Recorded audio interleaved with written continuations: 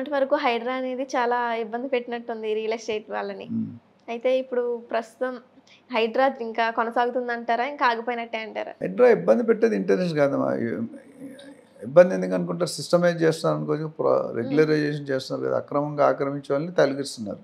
Okay. So, అయితే ఒకటి హైడ్రా ఫస్ట్‌లో ఉన్నంత దూకుడుగా ఇప్పుడు లేదు. హ్మ్. అవును. అది క్లారిటీ. ఎందుకంటే హైడ్రా ఫస్ట్‌లో కొద్దిగా అగ్రెసివ్‌గా వెళ్ళింది. తర్వాత వాళ్ళు కూడా చాలా గవర్నమెంట్ డైరెక్షన్స్‌తో, కోర్ట్ డైరెక్షన్స్‌తో ఈ హ్మ్. బయర్స్, ఇన్వెస్టర్స్ ప్రాబ్లమ్ చూసుకొని కొద్దిగా స్లో డౌన్ అయ్యారు. ఇప్పుడు లేటెస్ట్‌గా ఏముందంటే నోటీస్ ఇవ్వకుండా ఇరగొట్టే అవకాశాలు లేవు. ఆల్రెడీ డీటీసీపీ, హెచ్ఎండీ రేరా ఉంటే గనక వాళ్ళని టచ్ చేయొద్దన్నారు. ఓకే. కానీ ఆల్రెడీ అండర్ కన్‌స్ట్రక్షన్ ఉండి పర్మిషన్ లేకపోతే మాత్రం ఎఫ్టీఎల్ బఫర్ జోన్‌లో ఉంటే ఓకే. పర్మిషన్ ఇచ్చినా కూలగొట్టే అధికారం ఉంది వాళ్ళకి. హ్మ్. సో, వాళ్ళిప్పుడు ఏం చేస్తారంటే హైడ్రాకి ఇండివిడ్యువల్ పవర్స్ ఇచ్చారు. అంతకుముందు జాయింట్ అంటే వేరే వాళ్ళతో ఉండేది. ఇప్పుడు సో, కొత్తగా జియో ఇచ్చారు హైడ్రాకి. But HYDRAA will do only with support of irrigation department, HMD, GHMC, DTCP, RERA వీళ్ళందరూ సపోర్ట్‌తోనే చేస్తారు. హ్మ్. ఒక్కళ్ళు డెసిషన్ తీసుకునేది కాదు. సో, ఒకప్పుడు 1700, 1800, 2000 చెరువుల దాకా ఉండేవి తెలంగాణలో. ఓకే. ఇప్పుడు 750 చెరువులకు వచ్చేసాయి. ఈ యాక్షన్ తీసుకోకపోతే ఇది ఒక 10 సంవత్సరాలు, 20 సంవత్సరాలు అసలు చెరువులే ఉండవు. చెరువులు హ్మ్. ఎందుకు క్రియేట్ చేశారు? మంచినీళ్ళు తాగడానికి గ్రామాల్లో, గ్రామం చుట్టూ 5, 10 చెరువులు ఆ! పెద్దవి, చిన్నవి అని. ఎఫ్టీఎల్ బఫర్ జోన్ అంటే ఆ చెరువులను ఆక్రమించే వాళ్ళని ఎఫ్టీఎల్ అనేది బఫర్ జోన్ అనేది ఒక ఏరియా స్పెసిఫిక్ ఉంటుంది. దాని తర్వాత మనం చేసుకోవచ్చు. ఎఫ్టీఎల్ బఫర్ జోన్ అనేది farming zone, hmm. Conservation zone అది. అంటే అక్కడ కన్‌స్ట్రక్షన్ కట్టకూడదు. Only okay. ఫార్మింగ్ చేసుకోవాలి. పువ్వులు, మొక్కలు సిమెంట్ కన్‌స్ట్రక్షన్ చేసి ఇప్పుడు అపార్ట్మెంట్‌లో పెడితే ఆ డ్రైనేజ్ అంతా ఎందులోకెళ్తది? నీటిలోకెళ్తది. హ్మ్. ఇప్పుడు అవే కదా మనం తాగే నీళ్ళు.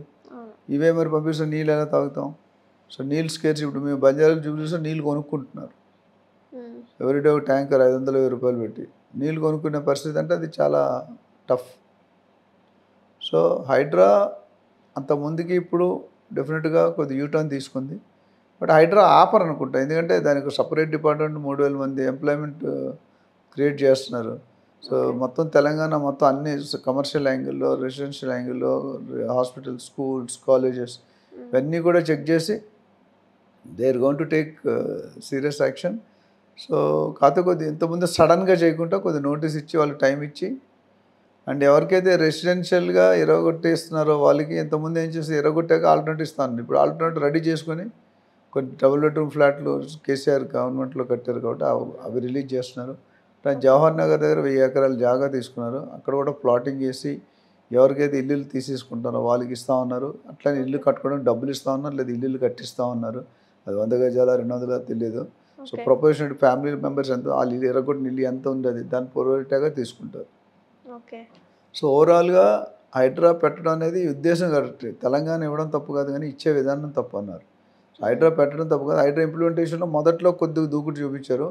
వాళ్ళు కూడా కస్టమర్ రియాక్షన్స్, బయర్ రియాక్షన్ చూసుకొని రోడ్డు కొడితే ఇబ్బంది పడుతుంది. దాన్ని కొద్దిగా మోడిఫై చేసి అమెండ్ చేశారు సీఎం గారు. ఓకే. సో, ఓవరాల్‌గా it's a positive step and it is good that the government has taken.